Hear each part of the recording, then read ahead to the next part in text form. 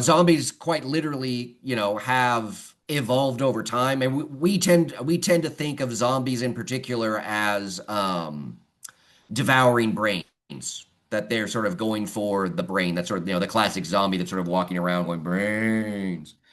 But originally they were just flesh eaters. That they were, just wanted to consume, human flesh. The brain thing is actually something that comes up much later. Obviously, with the 28 days later, you've got the very fast zombies as opposed to slow zombies that we're used to. The zombies that are slow and shambling around are much easier to flee from, even though they're kind of like Jason from Friday the 13th. They always seem to catch up to you.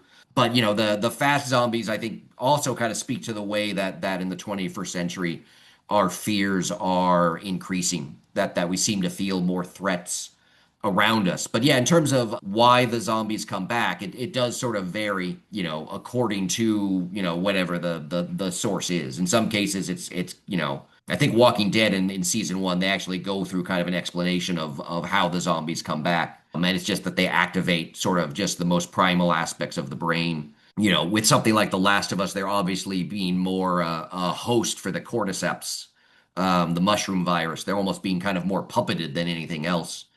And so there's not even that sort of volition there.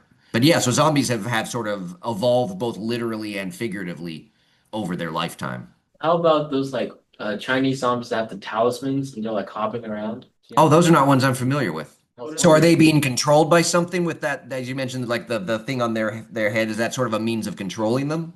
I think. I'm not Okay. really well versed into that, so that's why I asked. What's up? So yeah, I mean, it sounds like that's going back to the ways in which the zombies sort of originated in the Haitian history that I mentioned as sort of a sign of someone being controlled or dominated by some force outside of themselves.